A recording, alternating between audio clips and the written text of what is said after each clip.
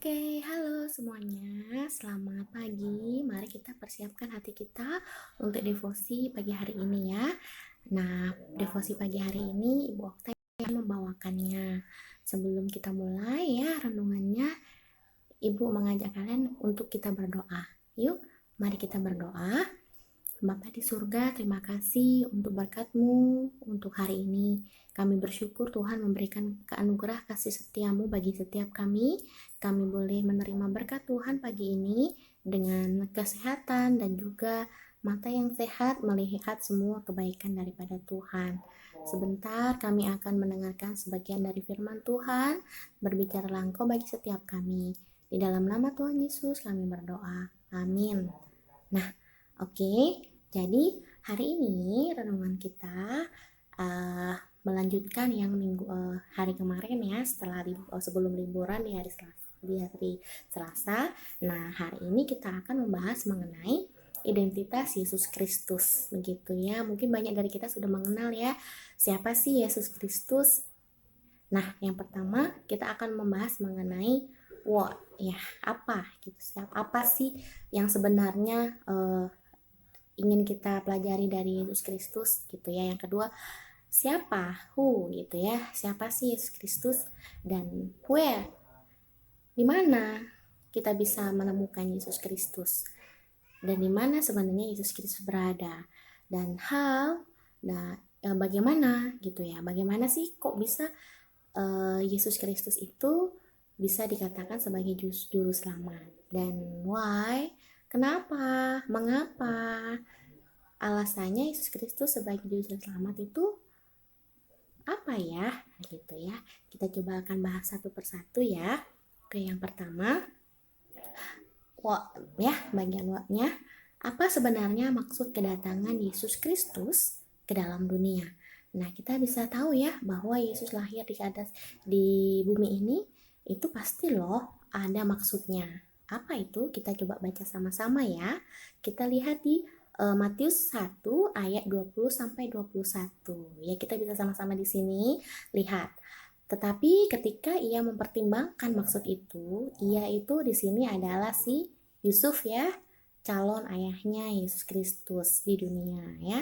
Malaikat Tuhan nampak kepadanya dalam mimpi dan berkata, "Yusuf, anak Daud, janganlah engkau takut mengambil Maria sebagai istrimu, sebab anak yang di dalam kandungannya adalah dari Roh Kudus. Ia akan melahirkan anak laki-laki dan engkau akan menamakan dia Yesus, karena dialah yang akan menyelamatkan umatnya dari dosa mereka." Nah, jadi kita bisa tahu ya, pertanyaan pertama, apa ya maksud tujuan Yesus Kristus datang, yaitu untuk menyelamatkan kita, yaitu umatnya dari dosa. Oke, nah yang kedua kita bisa lihat yuk, siapa sebenarnya di balik semua rencana kedatangan Yesus Kristus ya ke dunia. Kita pikirkan kenapa ya harus Yesus Kristus yang datang ke dunia. Ternyata kita bisa lihat ya di ayat yang sering kali kita dengar, itu di Yohanes pasal 3 ayat yang ke-16. Semua pasti sudah hafal ini ya. Karena begitu besar kasih Allah akan dunia ini, sehingga ia telah mengaruniakan anaknya yang tunggal, supaya setiap orang yang percaya kepadanya tidak binasa, melainkan beroleh hidup yang kekal. Nah, ini adalah alasan dan juga latar belakang kenapa ya, siapa sih sebenarnya Yesus Kristus itu, dan siapa sih sebenarnya dibalik maksud dari kedatangan Tuhan Yesus, yaitu Allah sendiri. Dia yaitu Allah kita yang telah memiliki rencana untuk Yesus datang ke dunia menyelamatkan umat manusia, karena Allah begitu mengasihi manusia dan dia benci sekali dengan dosa. Karena Allah itu kudus, dosa itu sangat tercemar. Jadi karena kasihnya Allah kepada manusia dan membenci dosa, maka Bapa di surga mengutus anaknya yang tunggal untuk bisa memperbaiki keadaan di mana manusia bisa datang kembali kepada Allah gitu ya. Jadi karena kasih Tuhan, karena kasih Allah sehingga Yesus Kristus bisa datang ke dunia ya. Dan di mana? Di mana sih Yesus Kristus akan lahir dan di mana sih sebenarnya dia tinggal gitu ya. Kita sama-sama lihat dibaca Matius pasal 2 ayat 1. Dikatakan di situ sesudah Yesus dilahirkan di mana dia? Dilahirkan di Bethlehem di tanah Yudea pada zaman Raja Herodes. Datanglah orang-orang Majus dari timur ke Yerusalem. Jadi tempat di mana Yesus dilahirkan itu adalah di Bethlehem ya, di tanah Yudea, kota kecil dari bagian Yerusalem. Yerusalem seperti ibu kotanya begitu ya. Nah, di sanalah Yesus lahir. Dan Yohanes pasal 7 ayat yang ke-33 juga mengatakan, maka kata Yesus, tinggal sedikit waktu saja aku bersama kamu, dan sesudah itu aku akan pergi kepada Dia yang telah mengutus aku. Artinya pada saat Yesus lahir ke dunia, itu adalah tempat di mana kita berada gitu ya. Yesus datang ke dunia supaya dia, Yesus Kristus itu memiliki perasaan yang sama seperti manusia, seperti kita, karena Yesus itu adalah 100% manusia dan 100% Allah. Jadi dia akan kembali lagi kepada Allah Bapa di surga ya. Dan bagaimana ya? Ini yang bagian halnya ya. Bagaimana Yesus Kristus itu dapat dikatakan sebagai juru selamat?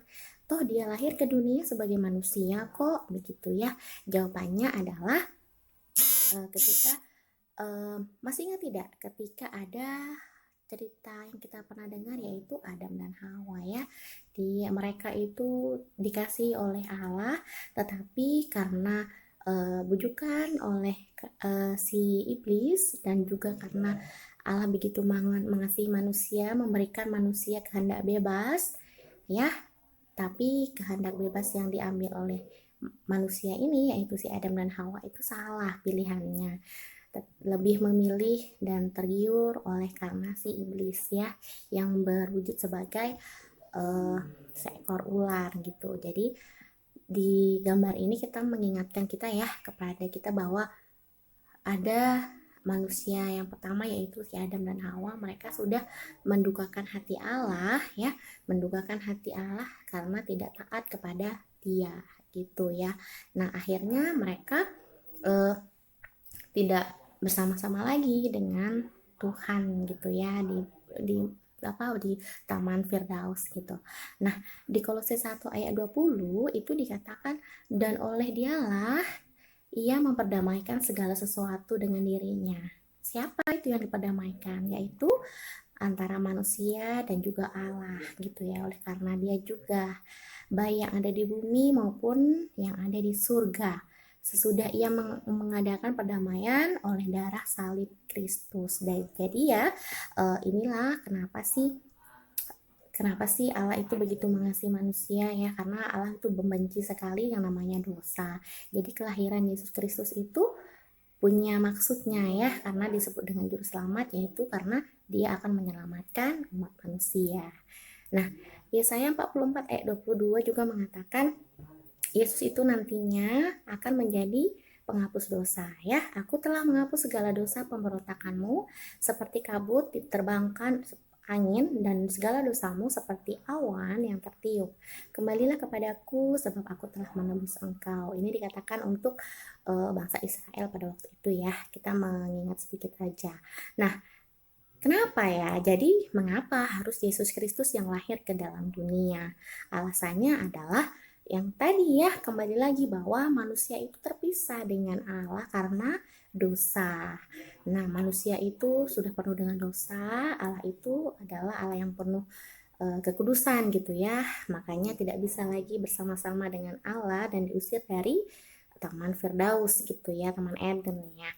Nah, oleh sebab itu murka Allah itu ada atas manusia dan manusia tidak dapat lagi datang kepada Allah. Dan itu artinya adalah terpisah, ada jurang dalam sekali yaitu dosa sehingga memisahkan manusia dengan Allah.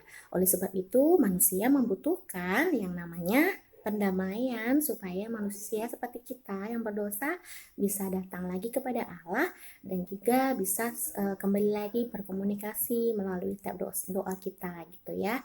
Nah, karena apa? Yang pastinya manusia itu dan usahanya tidak mampu menyelamatkan dirinya dari dosa. Seperti kita ya, tidak bisa kita menyelamatkan diri kita sendiri.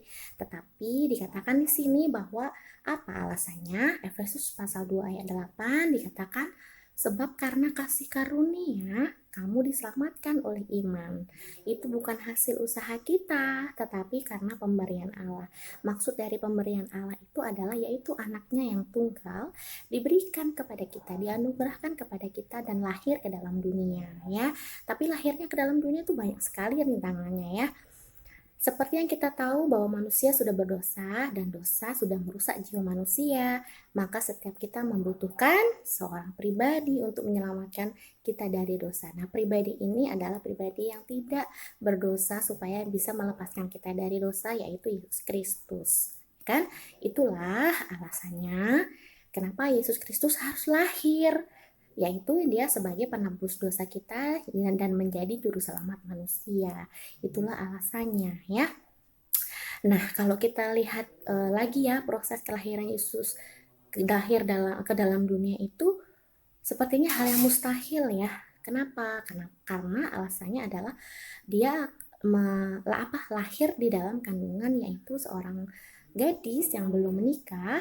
Dan kalau kita tahu secara biologis ya bagaimana mungkin, nah itu pasti mustahil sekali. Itulah yang dikatakan di luar nalar manusia. Tetapi ketika Allah itu yang bekerja, ketika Tuhan itu yang bekerja, maka kita dalam kemampuan berpikir kita, dalam kemampuan kepintaran kita dan pemahaman kita tidak sanggup untuk bisa mengenal apa sebenarnya yang terjadi. Tetapi Allah itu adalah Allah yang luar biasa. Dia dapat melakukan segala sesuatu.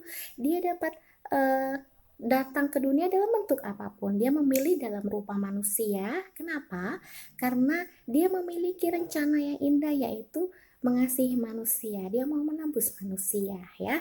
Karena dengan Roh Kudus dia boleh ada di dalam kandungan Maria gitu ya. Nah, banyak rintangan loh dan tantangan supaya bisa datang ke dunia dan menyelamatkan kita. Contohnya itu ya, bagaimana mungkin pada saat dulu si Maria itu bisa hamil di luar nikah ya dikatakan ya. Padahal itu adalah hamil karena oleh Roh Kudus gitu ya, karena kerja Allah itu sendiri. Nah, rintangan yang kedua, harus bagaimana si Yusuf itu sepertinya terombang-ambing. Aduh, saya mau menikah sama gadis tapi kok udah hamil ya, begitu ya. Jadi kalau kita pasti memikirkan, wah berarti ini anak nggak benar nih. Tetapi Allah bekerja melalui malaikat Gabriel ya, memberitahukan bahwa Maria itu mengandung bukan karena manusia, tetapi karena Roh Kudus. Itu ya, kita percaya itulah kekudusan Allah ya, itu Yesus Kristus itu sendiri yang dikandung melalui Roh Kudus ya. Nah, selanjutnya kita lihat ya, tadi kan Yesus datang ke dunia itu sangat banyak rintangannya. Nah, pertanyaannya apakah kamu mau berjuang untuk terus menyediakan ruang kepada Dia? Seperti tema Paskah ya saat ini, yaitu menyediakan ruang bagi Yesus Kristus. Itu artinya adalah bagaimana hati kita bisa menerima Yesus Kristus dalam hati kita gitu ya. Nah, kita akan buat refleksi, ada dua ya pertanyaannya dari pembacaan firman Tuhan pagi ini. Yang pertama, apakah kamu mau menyediakan ruang kepada Dia yang akan lahir itu, yaitu ruang di hati kamu? Kira-kira kamu mau tidak memberikan ruang dalam hati kamu, menerima bahwa Yesus Kristus itu akan lahir ke dunia gitu ya. Dan yang kedua, kapan ya kamu pertama kali mengenal Yesus? Pada saat kapan kamu kenal Yesus? Dan gimana ya perasaan kamu setelah mengenal Yesus Kristus dalam hati kamu dan dalam hidup kamu? Nah, coba kamu tuliskan sebagai refleksi kalian pada saat pagi hari ini. Oke, nah yang terakhir kita lihat bagaimana slide terakhir mengatakan sambutlah kedatangannya, gitu ya. Kita akan menyambut kedatangan Yesus Kristus dalam hati kita masing-masing. Jadi Ibu berharap persiapkan hati kita untuk menerima bagaimana kita melihat juru selamat, yaitu Yesus Kristus datang kembali ke dunia sebagai peringatan bahwa Allah begitu mengasihi kita. Mari kita berdoa. Bapa di surga, terima kasih untuk firman-Mu pagi ini.